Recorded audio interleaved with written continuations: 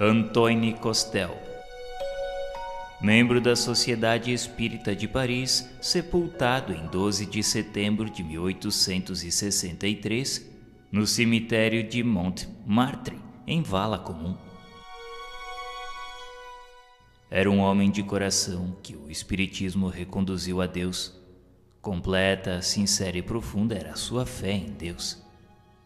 Simples calceteiro, praticava caridade por pensamentos, palavras e obras, consoante os fracos recursos de que dispunha, e encontrando meios, ainda assim, de socorrer os que possuía menos do que ele.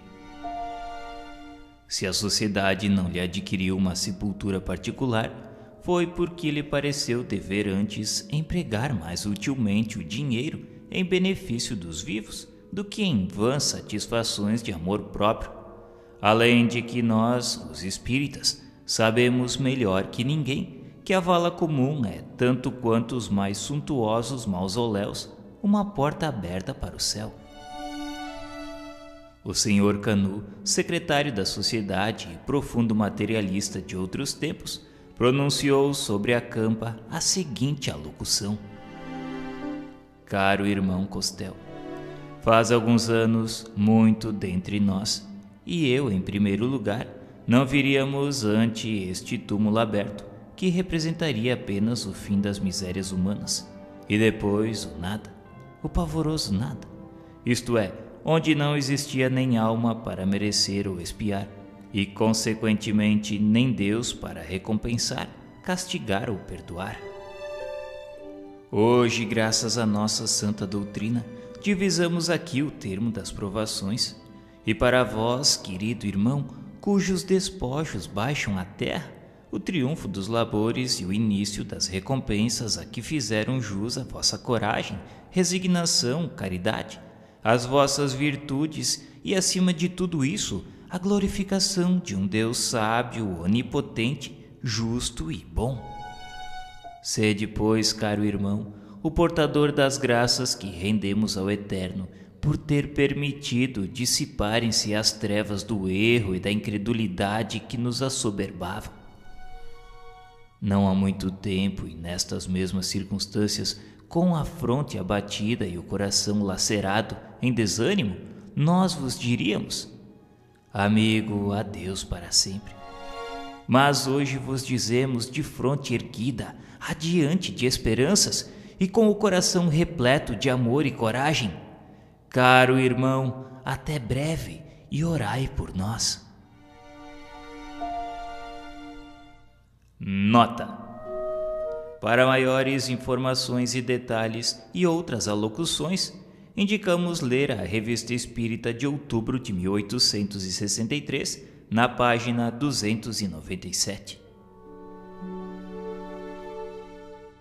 Um dos médiuns da sociedade obteve ele mesmo, sobre a sepultura ainda meio aberta, a seguinte comunicação, ouvida por todos os assistentes, coveiros inclusive, de cabeça descoberta e com profunda emoção. Era de fato um espetáculo novo e surpreendente esse de ouvir palavras de um morto recolhidas no selo do próprio túmulo.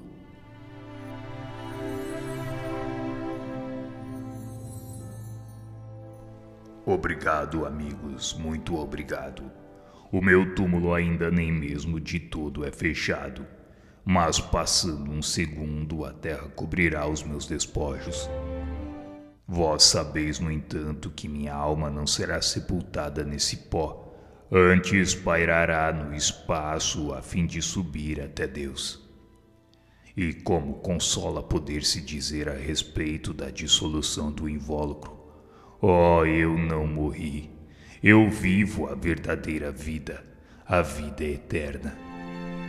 O enterro do pobre não tem grandes cortejos nem orgulhosas manifestações se abeiram da sua campa. Em compensação, acreditai-me, imensa multidão aqui não falta, e bons espíritos acompanharam convosco e com estas mulheres piedosas o corpo que aí jaz estendido. Ao menos todos vós tendes fé e amais o bom Deus. Oh, certamente não morremos só porque o nosso corpo se esfacela, esposa amada. Demais eu estarei sempre ao teu lado para te consolar, para te ajudar a suportar as provações. Rude ser-te-á a vida, mas repleto o coração com as ideias da eternidade e do amor de Deus. Como serão efêmeros os teus sofrimentos. Parentes que rodeais a minha amantíssima companheira, amai-a, respeitai-a, sede para ela como irmãos. Não vos esqueceis nunca da assistência que mutuamente vos deveis na terra, se é que pretendeis penetrar a morada do Senhor. Quanto a vós, espíritas, irmãos, amigos, obrigado por terdes vindo a esta morada de pó e lama e dizer-me adeus. Mas sabeis e sabeis muito bem vós que minha alma imortal vive e que algumas vezes vos irá pedir preces que jamais lhe recusaríeis para auxiliá-la na vida magnífica que lhe descortinastes na vida eterna. A vós todos que aqui estáis, adeus. Nós nos podemos rever noutro lugar que não sobre este túmulo. As almas me chamam a conferenciar. Adeus, meus amigos, e orai pelos que sofrem, e até outra vista.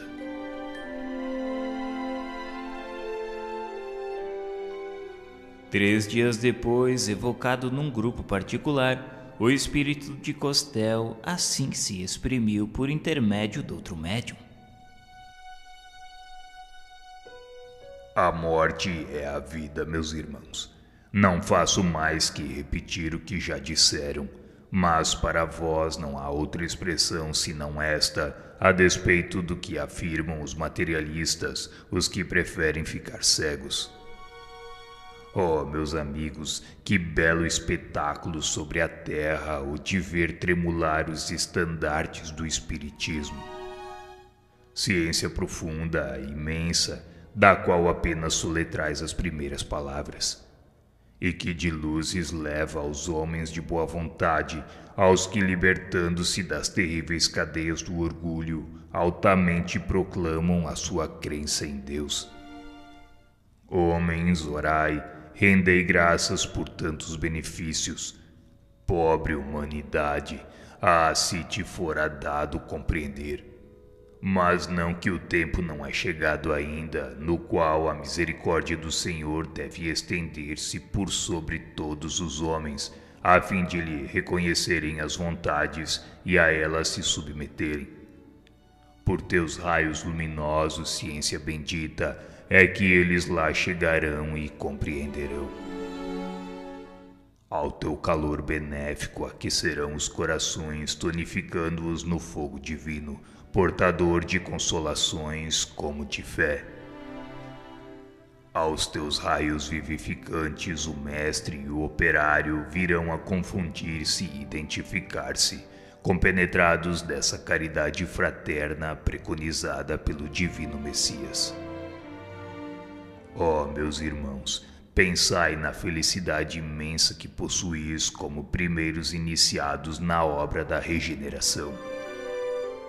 Honra vos seja feita. Prossegui, e um dia como eu, vendo a pátria dos espíritos, exclamareis: a morte é a vida, ou antes um sonho, espécie de pesadelo que dura o espaço de um minuto, e do qual despertamos para nos vermos rodeados de amigos que nos felicitam, ditosos por nos abraçarem. Tão grande foi a minha aventura que eu não podia compreender que Deus me destinasse tantas graças relativamente ao pouco que fiz. Parecia-me sonhar, e como outrora me acontecia sonhar que estava morto, fui por instantes obrigado ao temor de voltar ao desgraçado corpo. Muito não tardou, porém, que eu me desse contas da realidade e rendesse graças a Deus. Eu bendizia o mestre que tão bem soube incutir-me os deveres de homem que crê na vida futura. Sim, eu o bendizia. Agradecia-lhe, porquanto o livro dos espíritos despertara-me na alma os elos de amor ao meu Criador. Obrigado, bons amigos, que me atraístes para junto de vós. Participai aos nossos irmãos que estou muitas vezes como nosso amigo Samson. Até outra vista e coragem, porque o triunfo vos espera. Felizes os que houverem tomado parte no combate.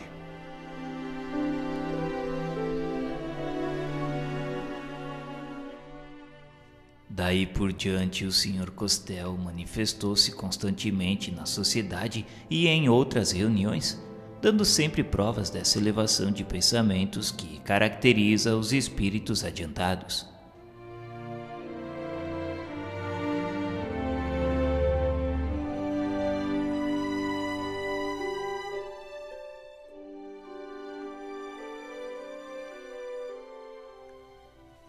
Senhorita Emma Livre. Em consequência de acidentes causados por fogo, faleceu esta donzela após cruéis sofrimentos. Alguém se propusera solicitar a sua evocação na Sociedade Espírita de Paris, quando ela se apresentou espontaneamente a 31 de julho de 1863, pouco tempo depois da sua morte.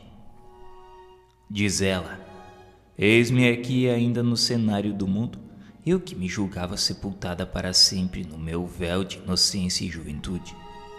Salvar-me-ia o fogo da terra do fogo do inferno, assim pensava eu na minha fé católica. E se não ousava entrever os esplendores do paraíso, minha alma tímida se apegava à expiação do purgatório, enquanto pedia, sofria e chorava.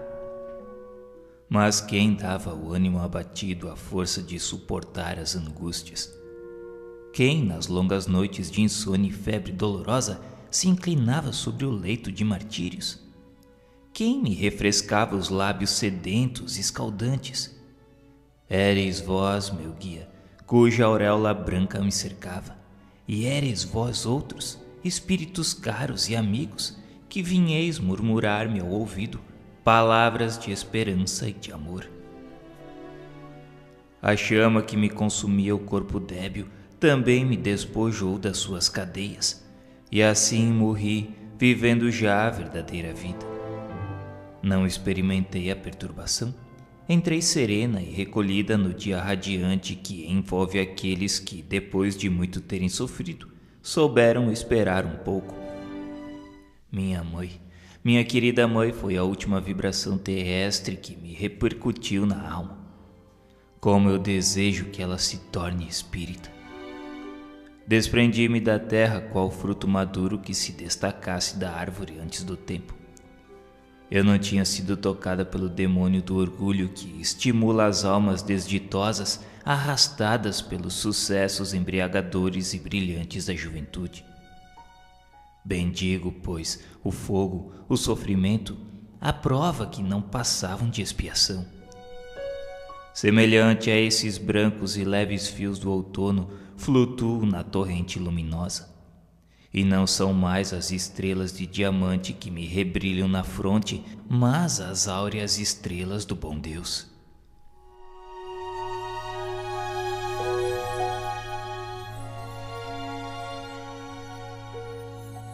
Dr. Vignal, antigo membro da Sociedade Espírita de Paris, falecido a 27 de março de 1865. Na véspera do enterro, um sonâmbulo lúcido e bom vidente, instado a transportar-se para junto dele e narrar o que visse, discorreu: vejo um cadáver no qual se opera um trabalho extraordinário. Dir-se-ia uma quantidade de massa que se agita e alguma coisa que parece fazer esforços para se lhe desprender, encontrando contudo dificuldade em vencer a resistência. Não distingo forma de espírito bem caracterizada. Depois dessa descrição deste sonâmbulo, fez-se evocação na Sociedade de Paris a 31 de março. Caro Sr. Vignal, todos os vossos velhos colegas da Sociedade de Paris guardam de vós as mais vivas saudades, e eu particularmente das boas relações, aliás nunca interrompidas. Evocando-vos, tivemos por fim primeiramente testemunhar a nossa simpatia, considerando-nos felizes se puderdes e quiserdes palestrar conosco. Prezado amigo e digno mestre, tão bondosa lembrança e testemunhos de simpatia me são muito lisonjeiros. Graças à vossa evocação e assistência levadas pelas preces, pude vir hoje assistir desembaraçado a esta reunião de bons amigos e irmãos espíritas. Como justamente disse o jovem secretário, eu estava impaciente por me comunicar. Desde o anoitecer de hoje, empreguei todas as forças espirituais para dominar esse desejo. Como os graves assuntos tratados na vossa conversação me interessassem vivamente, tornaram a minha expectativa menos penosa. Perdoai-me, caro amigo, mas a minha gratidão exigia me manifestasse. Fico muito feliz com essas suas primeiras palavras. Mas dizei-nos primeiramente como vos encontrais no mundo espiritual, descrevendo o trabalho da separação, as sensações desse momento, bem como o tempo necessário ao reconhecimento do vosso estado.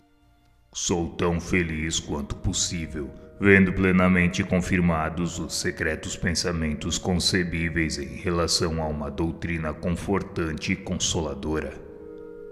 Sou feliz e tanto mais por ver agora, sem obstáculo algum, desenvolver-se diante de mim o futuro da ciência e da filosofia espíritas. Mas deixemos por hoje estas digressões inoportunas. De novo voltarei a entreter-vos sobre este assunto, máxime, sabendo que a minha presença vos dará tanto prazer quanto o que experimento em visitar-vos. A separação foi rápida, mais do que podia esperar pelo meu apoucado merecimento. Fui eficazmente auxiliado pelo vosso concurso, e o sonâmbulo vos deu uma ideia bastante clara do fenômeno da separação, para que eu nele insista. Era uma espécie de oscilação interminente, um como arrastamento em sentidos opostos. Triunfou o espírito aqui presente. Só deixei completamente o corpo quando ele baixou à terra, e aqui vim ter convosco. E que dizeis dos vossos funerais? Julguei-me no dever de a eles comparecer. Nesse momento éreis assaz livres para apreciá-los, e as preces por mim feitas a vosso favor discretamente tinham chegado até vós. Sim, já o disse, a vossa assistência auxiliou-me grandemente, e voltei a vós, abandonando por completo a velha carcaça. Demais, sabeis pouco me importam as coisas materiais, só pensava na alma e em Deus. Recordai-vos que a vosso pedido há 5 anos, em fevereiro de 1860, fizemos um estudo a vosso respeito. Nessa ocasião, quando estáveis ainda entre nós, o vosso espírito desprendeu-se para vir falar conosco. Podeis descrever-nos da melhor forma a diferença entre o vosso atual desprendimento e aquele de então? Sim, eu me lembro. E que grande diferença entre um e outro.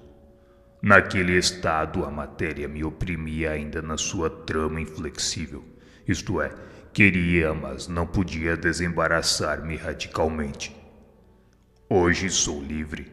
Um vasto campo desconhecido se me depara, e eu espero, com o vosso auxílio e o dos bons espíritos, aos quais me recomendo, progredir e compenetrar-me o mais rapidamente possível dos sentimentos que é mister possuir e dos atos que me cumpre empreender para suportar as provações e merecer a recompensa. Que majestade, que grandeza! É quase um sentimento de temor que predomina quando, fracos quais somos, queremos fixar as paragens luminosas. Tenho certeza que será um grande prazer continuarmos a entreter-nos no assunto sempre que o quiserdes. Respondi sucintamente e desordenadamente às diversas perguntas. Não exijais mais agora do vosso fiel discípulo, porquanto não estou ainda inteiramente livre. Continuar a conversar seria o meu prazer, mas o meu guia modera meu entusiasmo, e já pude apreciar-lhe bastante a bondade e a justiça para submeter-me inteiramente à sua decisão, por maior que seja o meu pesar em ser interrompido. Consolo-me agora, pensando que poderei vir assistir algumas vezes incógnito às vossas reuniões. Falar-vos-ei sempre que possa, pois estimo-vos e desejo prová-lo. Outros espíritos, porém, mais adiantados, reclamam prioridade, devendo eu curvar-me àqueles que me permitiram dar livre curso à torrente das ideias acumuladas. Deixo-vos, amigos, e devo agradecer duplamente não só a vós espíritas que me evocastes, como também a este espírito que houve por bem ceder-me o seu lugar. Espírito que na terra tinha o ilustre nome de Pascal, daquele que foi e será sempre o mais devotado dos vossos adeptos, Doutor Vignal.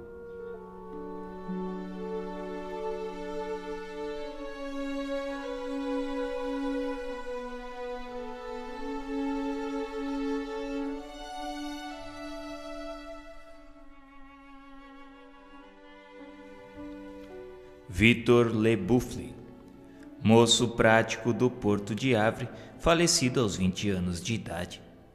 Morava com sua mãe mercadora, a quem prodigalizava os mais ternos e afetuosos cuidados, sustentando-a com o produto do seu rude trabalho. Nunca o viram frequentar tabernas, nem entregar-se aos tão frequentes excessos da sua profissão, por não querer desviar a menor partícula de salário do fim piedoso que lhe destinava. Todo o seu lazer consagrava-o à sua mãe para poupá-la de fadigas. Afetado de há muito por enfermidade da qual sabia havia de morrer, ocultava-lhe os sofrimentos para não a inquietar e para que ela não quisesse privá-lo da sua parte de labor. Na idade das paixões eram precisos a esse moço um grande cabedal de qualidades morais e poderosa força de vontade para resistir às perniciosas tentações do meio em que vivia. De sincera piedade, a sua morte foi edificante. Na véspera da morte, exigiu de sua mãe que fosse repousar, dizendo-lhe ter também ele necessidade de dormir. Ela teve a esse tempo uma visão. Achava-se, disse, em grande escuridão, quando viu um ponto luminoso que crescia pouco a pouco, até que o quarto ficou iluminado por brilhante claridade, da qual se destacava radiante a figura do filho, elevando-se ao espaço infinito. Compreendeu que o seu fim estava próximo, e com efeito, no dia seguinte, aquela alma bem formada havia deixado a terra murmurando uma prece.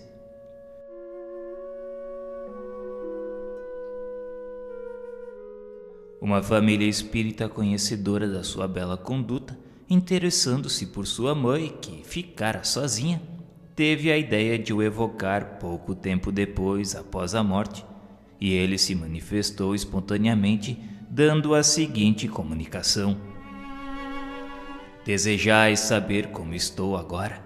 Feliz, felicíssimo. Devem ser levados em conta os sofrimentos e angústias que são a origem das bênçãos e da felicidade de além-túmulo. A felicidade. Não compreendeis o que significa essa palavra. As venturas terrenas quão longe estão das que experimentamos ao regressar para Jesus com a consciência pura, com a confiança do servo cumpridor do seu dever, que espera cheio de alegria a aprovação daquele que é tudo. Meus amigos, a vida é penosa e difícil quando se não tem em vista o seu fim. Mas eu vos digo, em verdade, que quando vierdes para junto de nós, se seguirdes a lei de Deus, sereis recompensados além, mas muito além dos sofrimentos e dos méritos que porventura julgardes ter adquirido para outra vida. Sede bons e caritativos, desta caridade tão desconhecida entre os homens e que se chama benevolência. Socorrei os vossos semelhantes, fazendo por outrem mais que por vós mesmos, uma vez que ignorais a miséria alheia e conheceis a vós. Socorrei minha mãe, pobre mãe, único pesar que me vem da terra. Ela deve passar por outras provas e preciso é que chegue ao céu. Adeus, meus amigos, vou vê-la.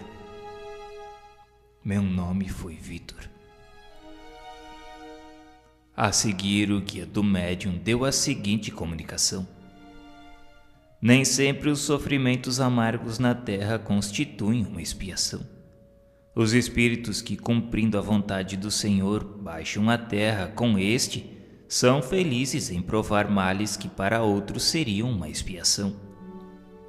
O sono os revigora perante o Todo-Poderoso, dando-lhes a força de tudo suportarem para sua maior glória. A missão deste espírito em sua última existência não era de aparato, mas por mais obscura que fosse, nem por isso tinha menos mérito, visto como não podia ser estimulado pelo orgulho. Ele tinha antes de tudo um dever de gratidão a cumprir para com aquela que foi sua mãe. Depois deveria demonstrar que nos piores ambientes podem encontrar-se almas puras de nobres e elevados sentimentos, capazes de resistir a todas as tentações. Isso é uma prova de que as qualidades morais têm causas anteriores, e um tal exemplo não terá sido estéril.